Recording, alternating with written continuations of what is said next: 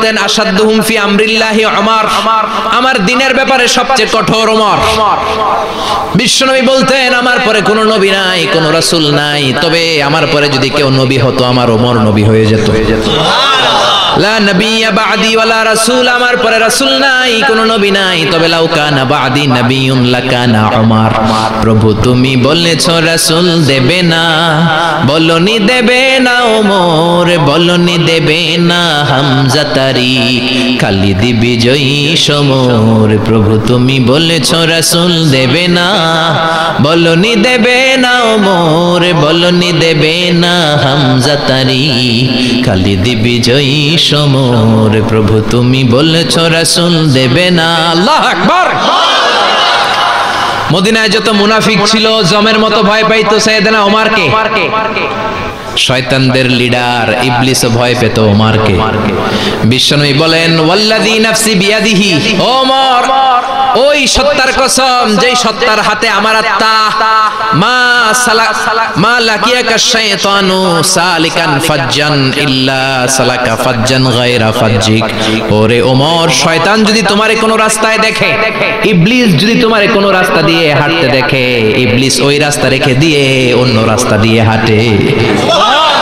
ইবলিসও সাইয়েদনা ওমর ফারুককে দেখলে, এই রাস্তা দিয়ে দেখলে ওর বাপের কি জীবনে এই রাস্তা দিয়ে হাঁটবে না, এই রাস্তা ধুইয়া ওই আরেক রাস্তা ধরবে, চিল্লায় পড়েন আল্লাহু আকবার। কাফেররা ভয় পেত, মুনাফিকরা ভয় পেত, শয়তান ভয় পেত, এমনকি বিশ্বনবীর বিবিরাও ভয় পেত। সুবহানাল্লাহ পড়েন। বিশ্বনবীর বিবিরা বিশ্বনবীরে ধরলেন, আমার এইটা কিনা দেন, ওইটা দেন। বিশ্বনবী কয় টাকা নাই, ক্ষমতা নাই, সামর্থ্য নাই, বেশি কথা কইলে তালাক নিয়ে যাও, তোমাদের চেয়েও সুন্দরী অনেক সতী সাধবী নারী আল্লাহ ব্যবস্থা করে দিবে। বিবিরা মাঝে মাঝে খুনসুটি করতো, নবীরে ধরতো, এটা নাই ওইটা নাই, এটা দেন। একবার সব বিবিরা টাইট করে ধরছে, ও নবী আয়েশার ঘরে যেদিন থাকেন সাহাবারা বেশি হাদিয়া পাঠায় কেন, আমাদের ঘরে যেদিন থাকেন পাঠায় না কেন? কালকে জুমার নামাজের পরে ঘোষণা দিবেন সবার ঘরে সমান সমান হাদিয়া। নবী কয় আমি হাইতান্ন। ও মিয়া, কে হাদিয়া দিবে, কটুক দিবে, এটা কি ইমাম সাহেবের কাজ? ইমাম সাহেবের বাসায় কে কোন দিন কি খাওয়াবে, কি গিফট দিবে, এটা তো কে যে গিফট দিবে তার ব্যাপার। বিশ্বনবী বললেন আবু বকরকে সবাই ভালোবাসে, তাই আবু বকরের মেয়ের ঘরে যেদিন আমার ডেট পরে থাকার সময় ওই দিন হয়তো বেশি হাদিয়া পাঠায়, তোমাদের ঘরে পাঠায় না, আমার বলার কোনো সুযোগ। বিবিরা কয় না, আপনারে বলতেই হবে। নবী কয় আমি পারবো না, বিবিরা কয় পারবেন। ইন দ্য মিন টাইম দরজার উপর থেকে কে যেন সালাম দিল, আসসালামু আলাইকুম ওয়া রাহমাতুল্লাহ। বিশ্বনবী বললেন ওয়া আলাইকুমুস সালাম। বিশ্বনবী বুঝতে পারলেন সালামটা আমার ওমরের সালাম। বিশ্বনবী সালামের উত্তর দিয়ে বিবিদের দিকে তাকায়, দেখে একটা বিবি ওর সামনে নাই, সব উধাও, ভ্যানিশ হয়ে গেছে। বুঝছো ওমর? সুবহানাল্লাহ পড়বেন না? এই জন্য ওমরকে শয়তানও ভয় পেত। আমাদের বাচ্চাদেরকে, আমার মেয়ে একটা মাত্র মেয়ে, খাইতে চায় না, শুধু আমার মেয়ে না, অধিকাংশ বাচ্চাদের এই অবস্থা। ওরা আম্মু দিক দিয়ে খাওয়ায়, আবার দৌড় দেয়, আবার আমি খাওয়াই, আবার কান্নাকাটি করে, বলে গল্প শোনাও, তাইলে খাবো। এখন গল্প শোনাইলেও খায় না। বর্তমান সময়ের ছেলে মেয়েগুলো এরকম, এত জ্বালাতন করে, খেতে চায় না তো বলতে হয় বাঘ আসবে, বাঘ, সিংহ আসবে, সিংহ, সিংহ মামা আসবে, ঘুমাও ঘুমাও, এগুলো আমরা বলি না? বড় দোষী তো আপনারা কি বলেন? বাচ্চা যদি না ঘুমায়, না খাইতে চায়, এগুলাই তো বলে। বাঘ আসবে, বিড়াল আসবে।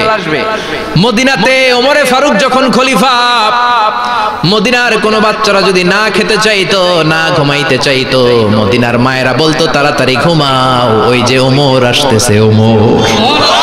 আল্লাহু আকবার। কি শাসক ছিলেন সাইয়েদনা ওমর! সবাই সমান, উনার বিধান, উনার রীতি সবার জন্য সমান।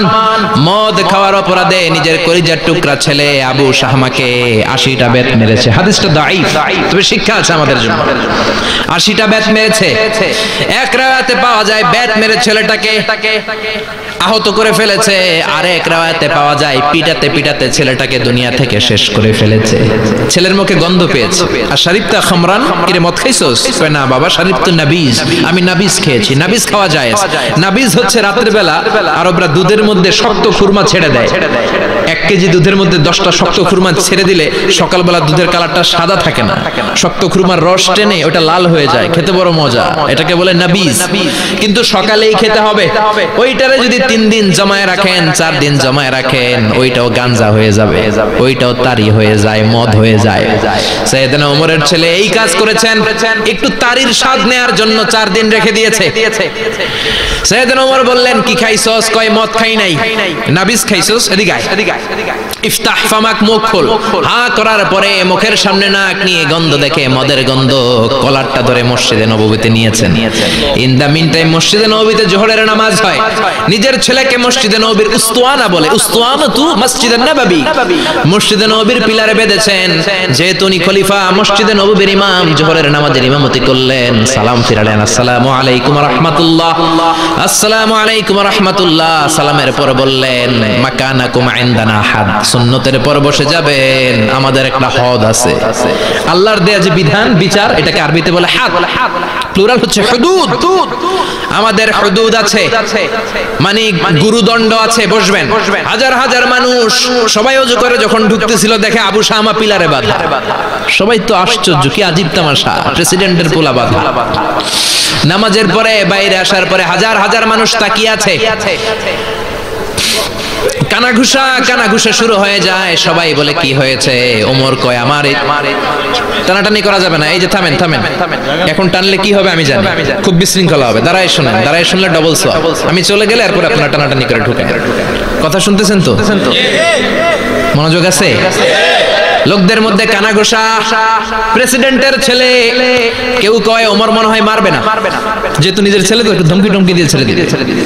কেউ বলে না, ওমর তো এত সহজ মানুষ না, মদের বিচার তো 80টা বেদ, মনে হয় 40টা মারবে।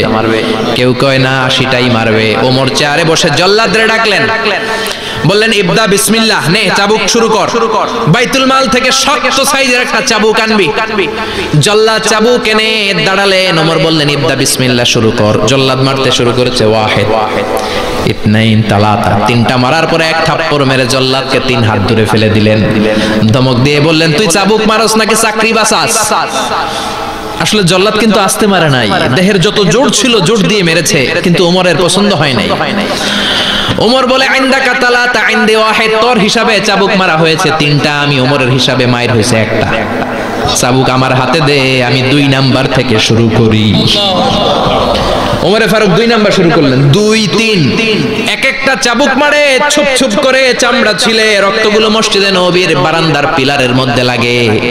ওমরের চেয়ে শক্তিশালী দ্বিতীয় কোনো পুরুষ মদিনার জমিনে ছিল নাকি? ওমরের হাতের মাইর।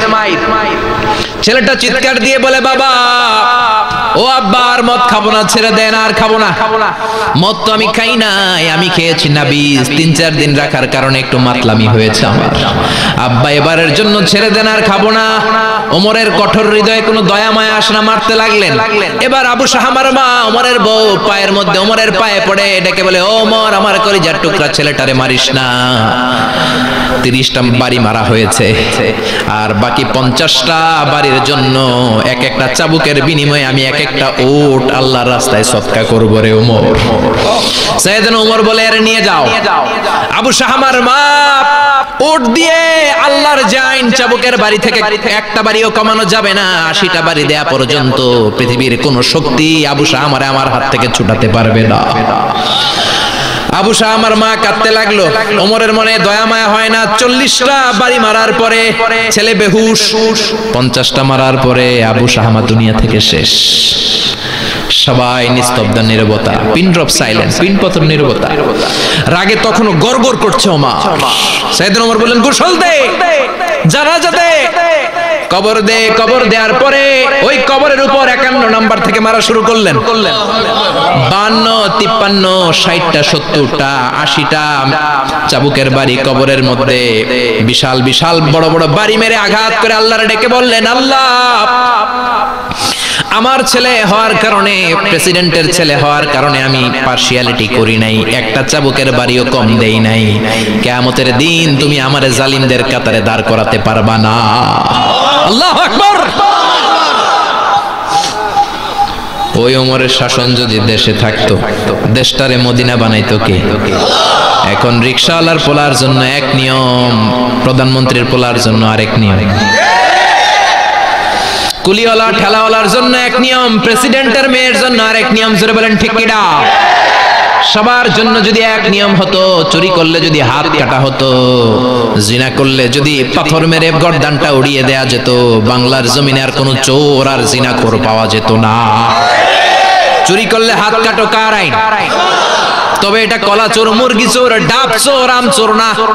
যেই চোরগুলো একটা কলমের সিগনেচারের খোঁচায় দেশের 1000 কোটি টাকা মেরে দেয়, ওই চোরদের হাত আগে কাটতে হবে। জোরে কোন ঠিক কি না?